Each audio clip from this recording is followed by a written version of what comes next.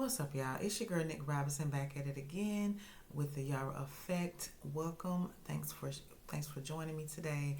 Please like, comment, subscribe, share all the good things, and I really appreciate it.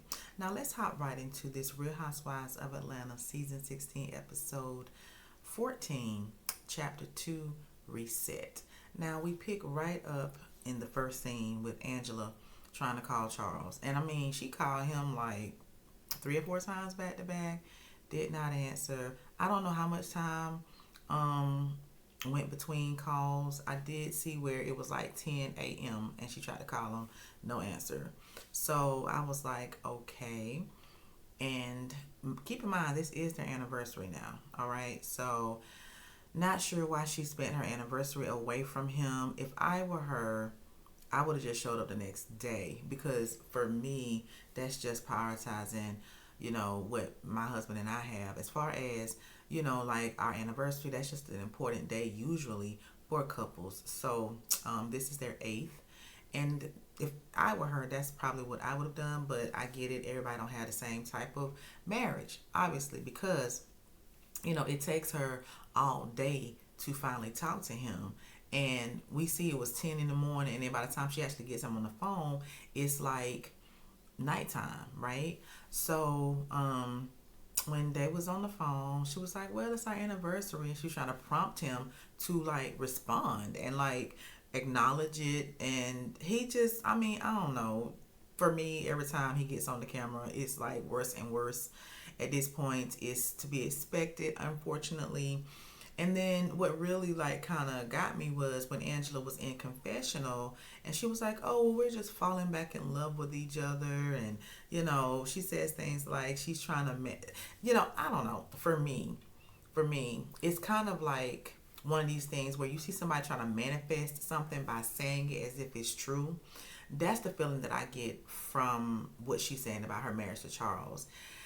Okay, so here's my thoughts on that.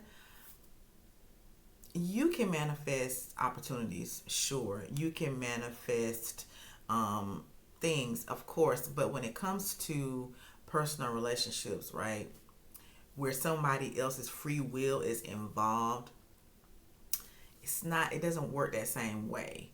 Um, in my opinion, you can't nice your way into somebody's heart. You can't cook your way, sex your way. None of those things really get you in the heart of a person. First of all, that person's heart has to be open.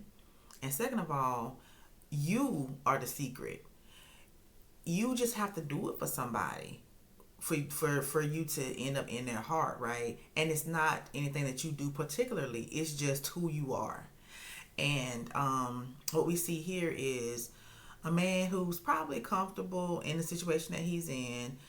He's not really trying to shake up his life by changing anything, as in divorce, as in trying to split assets, as in trying to find somewhere else to live, blah, blah, blah. So he just kind of, go with the flow of things. And then she try to jump to his beat. And especially now that she's on television, save face, which is uncomfortable to see, to be honest. It's not funny, it's not cute, it's just uncomfortable, and I feel bad for her. But hey, she's choosing to continue, so that's what she's going to do. And so that's what we see here.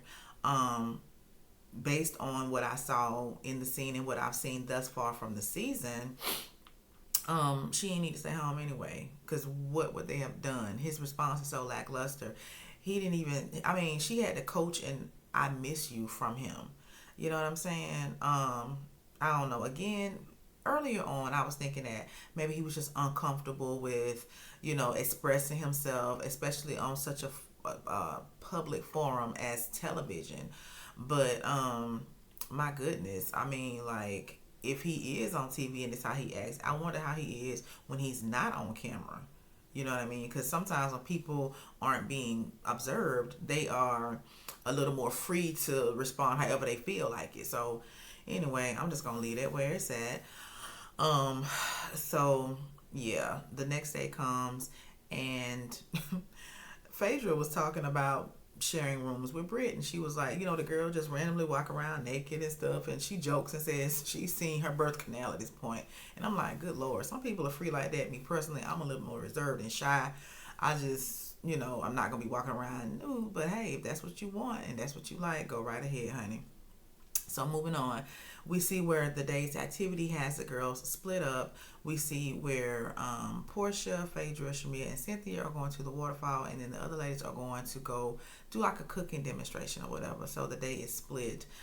So basically, it's kind of like the OG girls, if you will. Like, I know Shamea is just not becoming a housewife, but she's familiar with the show for years at this point as a friend of, or as an add-on, whatever you want to call her. So the ladies that we have known for years going on one thing, and then the other girls who are newer, Drew included, are going to go do something else. So, okay, when the OG girls was on the way to the waterfall, they were talking about the donation that Brit gave. So basically, Shamea clued the girls in that she only gave like a skimpy box of like paper towels, and then she had, remember she was saying somebody else was gonna bring more, right? Well, nobody else ended up bringing anything. What happened is she cash apped Shamea like $250, right? So Phaedra was like, well, amongst this group of ladies, nobody should be giving less than $1,000. Like, that's just, especially when we spending $200 and $300 to get our nails done. We riding in, Rolls Royces. We are carrying, wearing Balmain shirts. We are carrying, Hermes bags. If y'all don't know, first of all, the process to even buy an Hermes bag is crazy. Like, you can't just go in the store and pick one up. I heard it's just this big, long, drawn out process to even be able to buy one. And then they start off at least $10,000. Like, I don't think you can get a Birkin bag, which is what they carry, for less than $10,000. Okay? So here come Brit with her little skimpy donation, riding in her Rolls Royce with her Balmain shirt on, with her Birkin, and that was the amount of the donation she gave. So here we are.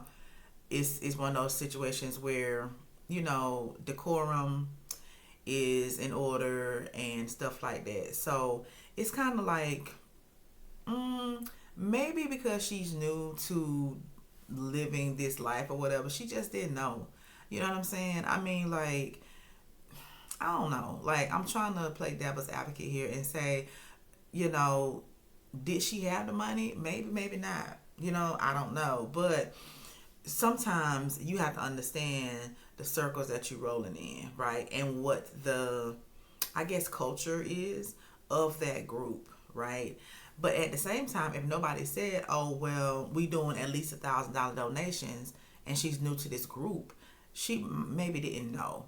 I don't know if it's the best practice to ask. Like, I mean, hey, I ain't living like them, so I don't know. And I'm not talking about everyday people like you and me. Like, of course, we don't generally have just $1,000 to just give in charity or donations, because we just live a different type of life than they do. For them, I would say $1,000 is like what a lot of us giving $100 would be. Not too much, depending on what your circumstances are financially, especially in this time of inflation. It's just hard, period. But giving back is important, as they have all stated in this scene. And so we can see where it seems like throughout the course of the trip, Shamea does have an attitude with Brit. I believe that Brit can sense this attitude, and it especially comes evident what the attitude is about when they're sitting at the table to, go and meet the prime minister.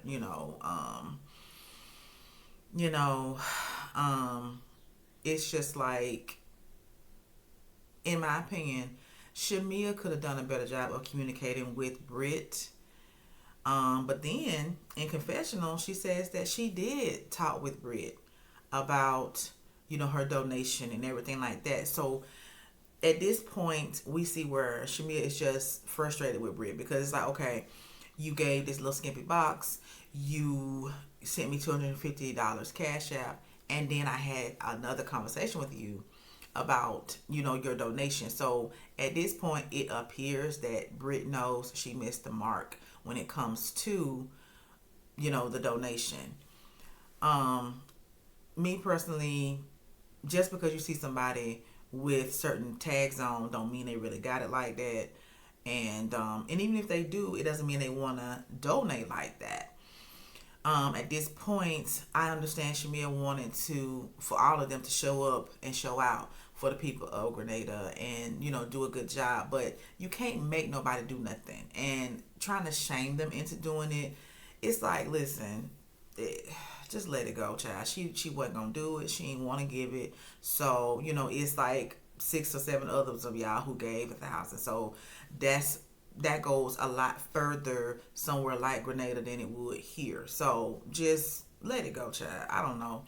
It feels like they just try to hold on to every little thing whenever they feel strongly about something. But I guess the type of personalities that they are, that's just what you do. I don't know. But anyways, so also when they were in the car, Phaedra was talking about Charles, and she's like, I've known Charles for like 10 years and never knew he was married. Child. Okay. So, for me, there's a difference between privacy and then hiding somebody, right? Because nothing wrong with maintaining your privacy. And what I mean by that is, okay, it seems like Charles was out and about on the scene at events and stuff like that. For whatever reason, he was out and about a lot without his wife. I get it. He was an NBA star, so they travel a lot. That's one thing. But once you have retired, it seems like you would be seen more with your wife. And if not seen with her, people would at least know that you're married. But remember, he doesn't wear a ring. So it's like, okay, you got somebody who is in this group who've known one of the lady's husbands for 10 years, but never knew the man was even married. Because not only does he not wear his ring, he doesn't behave as a married man, is the assumption. Nor does he even mention the fact that he has a wife. Once again, problem for me, but if that's what she's willing to accept, then that's what it is. And that's what I mean, like, you have to decide within any circumstance, not just marriage, but in any relationship, any circumstance, what you will and won't accept.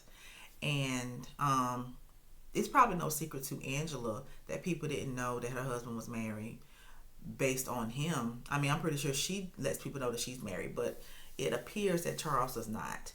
So it's opening the curtain a little bit more as to his reactions to her, his response to her, how he treats her. And I'm not liking it, y'all. I'm just not liking it. But, it is what it is, because if she ain't gonna leave the situation then, and she see him talking about they falling in love more and more with each other every day, then baby, just let her be. Okay, let her stay where she at. Let her work through that, because nothing no one is gonna say or do is gonna bring her off of that until she's ready to come off of it. And that's just what I've learned in life. Even in my own situations, like, even though, like, you may be aware that the situation isn't the best, you may be aware that it's awful, you may know for a fact that it's just trash, but until you're ready to do something about it, then you there until you not anymore, or you're there until you draw a line in the sand and be like, look, okay, this is what I don't like, you know what I mean, and we got to work on this. And if he's not willing to work on it, then you got some decisions to make, period. So moving on, Shamea is still throwing shots at Drew, basically. In the confessional, she said that every time she mentions Drew, people be like, who is that? And so Shamea said, I'd rather be a lapdog than forgettable or whatever. So here we are with that. I think Shamea is like more sensitive than she tries to let on, and she holds on to things. Because honestly, if she didn't feel like, okay, think about it, for years people have been saying that she's Porsha's sidekick or whatever. Drew took it down another notch and said, oh, well, she's a lapdog. And I think this comment is coming off of that statement that Drew made the night before, saying, well, a hit dog will holler. She's still making the dog jokes. So I think that's where that's coming from. Clearly, however Shamea feels about what Drew is saying, Drew ain't gonna change her opinion about it. So whatever. Here we are. Um, the day that the ladies spend out and about in Grenada, I'm happy to see that Porsha and Shamea seem to be getting along better. It seems like they're doing the things that they would normally do in their friendship, but that we may or may not see on camera, which is being silly and, just being in the car, just goofing out. You should be able to do that with your best friend. Like, I mean, so it's nice to see. Um, you know, let's see. Brit is getting fed up with Shamea talking about taking shots, shot o'clock. She feels like, taking shots all the time. It's not wifely behavior. It's hood rat behavior. I mean, me personally, I don't drink alcoholic beverages anymore by choice. But I mean, here's my thing. I'm not going to be somewhere where people are having a good time indulging in alcohol and I got my nose all turned up and I'm looking at them like I'm judging them and I'm acting as if, oh, well, they're not acting like wives, blah. I'm not doing that. I mean, like, y'all have fun. That's just not how I choose to have fun, right? And so, you know, I mean, she didn't have to act like that. She could have just been like, look, I'm not drinking no more on the trip, or I'm not taking shots anymore on the trip, and that's it. Like, don't ask me no more. So when the shots come around, because I noticed that people who enjoy, like, alcohol or, smoking hookah or whatever, they always like to share, right? So if you're not doing it, just be like, no, thank you, and be done with it. Like, I don't know, but here we are. So I don't know. I mean, it just feels like these ladies just hold on to a lot and the behavior shows. So when they were at the table before the prime minister came, Britt was saying how she doesn't feel supported by the group and stuff like that. And Porsha was like, well, we've not gotten an opportunity to really know you one on one. It's like, you've never invited me anywhere. You never invited me to your house and stuff. And Britt was like, well, you never invited me either. And so Phaedra told Britt, it's like, show yourself friendly. You know what I'm saying? If you want to be closer to the group, ain't nobody finna ask you to come to your house, basically. You should make the invite and you should have a charcuterie board and some wine and just start it off like that. And she's not wrong. It's like, she came in hot, I feel, with this group. The King situation happened and then she kind of withdrew from the group. And then while all that was going on, the other ladies were kind of bonding. So it's kind of like when you put yourself on the outside, but then ain't nobody chasing you to be a part, then you want to feel some kind of way. And it's like, girl, ain't nobody finna chase you. Some people just like feeling pursued and they not pursuing her like that. And so she feels some kind of way about it. So, it is what it is. They do chill with the prime minister. Shamia invited him to sit at the table for a little bit, and they were doing some light little flirting with him, whatever. And so he ended up leaving. Thankfully, the flirting with him kept them from showing out in front of him, which I'm glad they were able to pull it together because, like, literally right before he pulled up, they were dead center in that conversation with Brit and how she really just is excluding herself, but then mad at them because they allowing her to do it. All right. So on the way back to where they're staying, Shamil gets a call from her husband Gerald. Shiloh, their daughter, is sick, and he's like, whatever's going on with her medically, whenever she gets sick, it's a kind of a big deal because she has a compromised immune system. And so he was telling her, what was going on, and that if she didn't feel better by the next day, he was going to end up taking her to the hospital just to make sure that she's good. He was discussing the fact that the nanny they have is not working out because she's not really taking the extra precautions that Shiloh needs in order to stay well. So, of course, Shamia was crying because here she is all these hours away from her child, and her little baby is sick, and her husband is calling her, and she may have to go to the hospital. So the trip has been like a roller coaster for Shamia, basically. I mean, first of all, her luggage get lost. I'm saying? She having to borrow clothes from Porsha because what she had on to meet the prime minister, Porsha allowed her to borrow, which was, best friend behavior anyway. And what else was she gonna do? She can't go with no clothes on, and they're not gonna leave her. She's hosting the trip. So that was cool of Porsha to let her borrow what she had on. but I just feel bad for her because y'all, when I tell y'all having a sick child, it just hits different. It really does. Like, it's just a different place in your heart when your child is sick, and it's like back and forth to the hospital, and trying to make adjustments here and there. You're thinking one thing working and it's not, and I know exactly what that feels like, unfortunately. So my heart goes out to her. What I really love and what I feel is the highlight of the episode is when all the ladies came and just gave her so much love, like mad love, and like hugged her and was there with her and everything like that. And that was just a beautiful moment. I love that. Nobody felt it robbery to just love on her because they all understand that those tears were coming from a deep place, and like that hurt of when your child is going through stuff like that. And her baby is so young. Like, is she 2 yet? You know what I mean? Like, I think if she is 2, she just turned 2 or something like that. So she's still a little baby. And, Brit and her, whatever their differences were, Brit just told her, look, I don't even care about that right now. I'm here for you. I love that. She gave her a hug, and hopefully they've made up because, yeah, Shamea had an attitude with Brit about the donation, but Brit still, just came around and was like, girl, I still got your back. So I love that. Before the end of the episode, for whatever reason, every night Brit takes her top off. Because the night before, when they were headed back into where they are staying, she took her top off. So this particular night, she took her top off and laid her boobs up on the counter. I don't know. Maybe that was to just kind of give some common relief. But all I'm going to say is, if you don't feel comfortable enough with these ladies to invite them to your house, but you feel comfortable enough to do this, then girl, I don't know. We just a different type of female. But that's all I got for this episode, y'all. Y'all tell me what y'all think. Like I said, highlight of the night was when they all surrounded Shamea. How y'all think this trip is going to go? The last part of the episode, or rather the trip, is coming up in the next episode. So we see where they go to the festival, and we see that the drama between Kelly and Brit seems to be revealed. What y'all think? Y'all let me know down in the comments. Like, comment, subscribe, share, all those good things. And I appreciate every last one of you. And I will see you later. Bye.